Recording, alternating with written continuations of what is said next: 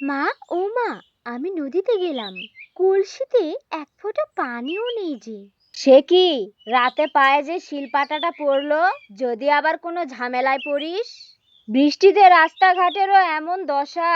কাল রমার মা কলসির পানি সহ ঘাটের উপর গেল পড়ে, কোমরের ব্যথায় বেচারি এখনো খাট থেকে উঠতেই পারেনি। হায় হায়, সে কি গো! তুই যা, ফুলকে সাথে নিয়ে যা।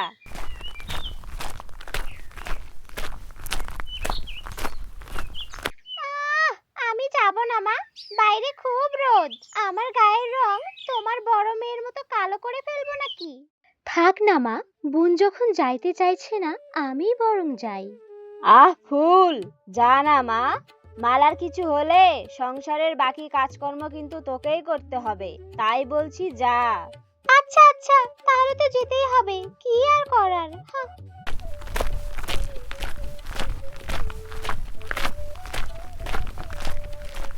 সেই কখন থেকে একা একা বসে আছি, আজ একটা মানুষও পেলাম না যে আমাকে নদী থেকে একটু পানি এনে দেবে।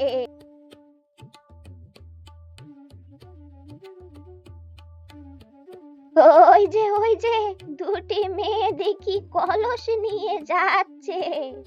ও মেয়েরা, আমার কথা শুনতে পাচ্ছিস? ও মেয়েরা, শোন না। হ্যাঁ গো বুড়িমা, শুনতে পাচ্ছি।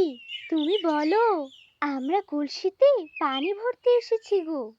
আমিও পানি নিতে এসেছিলাম মা, কিন্তু আর কিছুতেই হাঁটতে পারছি না। বলছিলাম কি, আমাকে একটু পানি এনে দিবি মা? এতটা পথ যখন এসেছো, তখন এইটুকু পথ এসেও পানি নিতে পারবে বাপু? আমরা কি তোমার চাকর নাকি? হ্যাঁ, এভাবে বলিস না ফুল, দেখছিস না বেচারি কেমন অসহায়ের মতো চেয়ে চেয়ে দেখছে।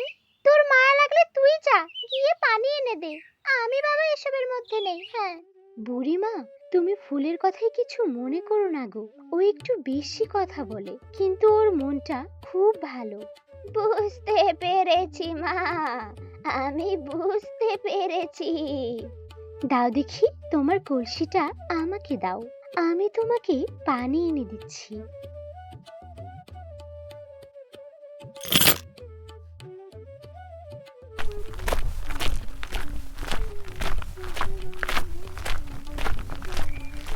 কি রে বোন, তোকে মানা করার পরও ওই বুড়িকে পানি এনে দিতে হবে? মানুষের কাছে একটু ভালো না সাজলে তোর পেটের ভাত হজম হয় না, তাই না? এমন কিছু না রে, অসহায় মানুষদের আমাদের সাহায্য করা উচিত। চল, ওনাকে পানি দিয়ে আমরা চলে যাব। তারা দু বোন পানি নিয়ে এলো। এই নাও বুড়িমা, তোমার পানি।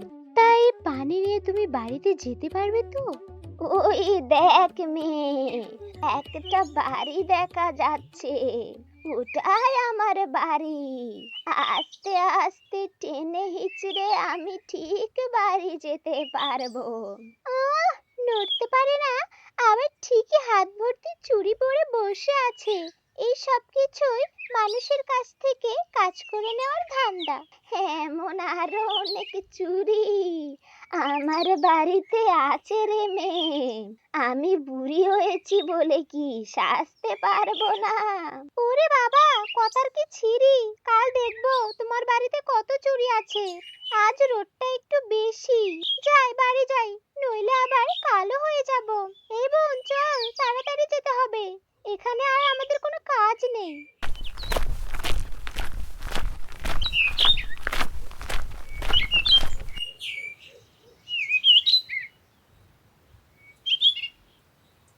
পরের দিন তারা দু বোন আবার গেল নদীতে পানি নিতে।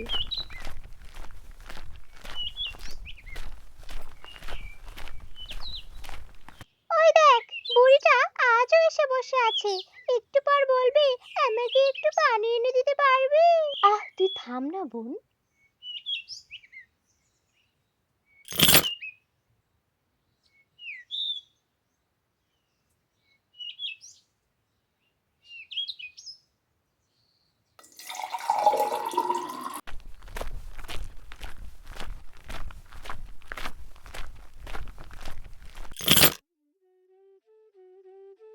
এই নাও বুড়িমা তোমার পানি।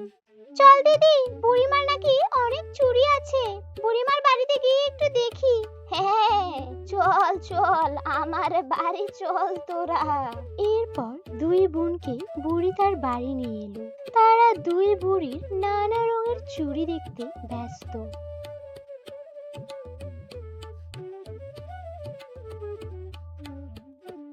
ও বুড়িমা, এত চুড়ি সব তোমার? হ্যাঁ রে মেয়ে, বলেছিলাম না। ও মা, এত এত চুড়ি, দুই চোখ তো জড়িয়ে গেল। হ্যাঁ গো মেয়ে, আমি রোজ নানা রঙের চুড়ি পরি যে। এখানে সব থেকে ওই লাল রঙের চুড়িগুলো সুন্দর গো, দেখেই চোখ দুটি জড়িয়ে গেল। বুড়িমা আজ আসি, আজ অনেক দেরি হয়ে যাচ্ছে যে, মা আবার রান্না করছে। আর একটু দেখি না বোন। না না, আজ চল, কাল না হয় আমরা আবার আসবো। তারা পানি নিয়ে বাড়িতে চলে গেল।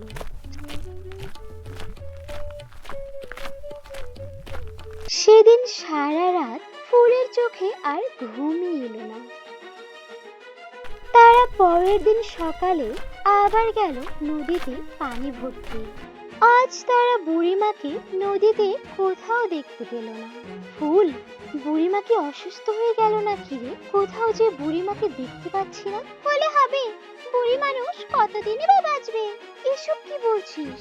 চল না, বুড়িমাকে একটু দেখে আসি। বুড়িমা, ও বুড়িমা, বলছি বাড়িতে আছো? কে? মালা, আমি ঘরে রে। আয় আয়, ভেতরে আয়।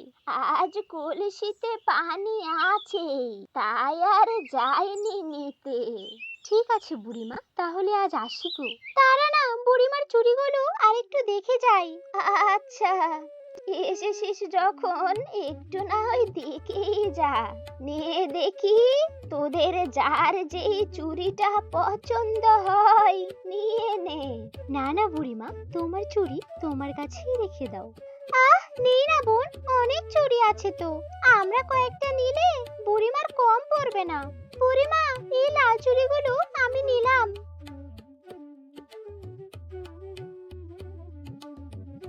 ও মালা, নে নে, তুইও একটা চুড়ি নিয়ে নে। সবগুলো চুড়ি তো সুন্দর, আমার যে কোনো একটা হলেই হবে। তুমি তোমার ইচ্ছা মতো আমাকে চুড়ি দাও।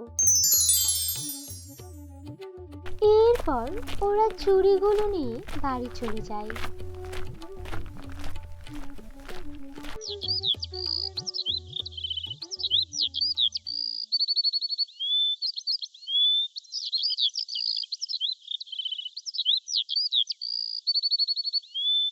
পরের দিন ওরা মেলায় যাওয়ার জন্য চুড়ি পরে নিল।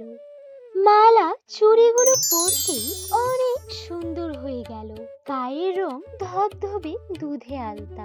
অপরদিকে ফুল চুড়িগুলো পরার পরে তার পুরো শরীর কালো হয়ে গেল। একি একি, এই চুড়িটা পরে তোরা এত পাল্টে গেলি কিভাবে? ফুল, তোর গায়ের রং এত কালো হলো কিভাবে? আমি কিছু বুঝতে পারছি না মা, এই নিশ্চয়ই ওই শয়তান বুড়ির কারসাজি। যার মন যেমন, এই চুড়িগুলো পরলে তার বাহিরটাও তেমনি হবে। এসব কিছুই তোর লাভ আর অহংকারী মনের প্রতিফলন। আমাকে মাফ করে দাও বুড়িমা, আমি আমার ভুল বুঝতে পেরেছি, আমাকে মাফ করে দাও। আমি আর কোনোদিন অহংকার করব না। বোন, তুই আমাকে মাফ করে দিস রে, তোকে অনেক অপমান করেছি যে।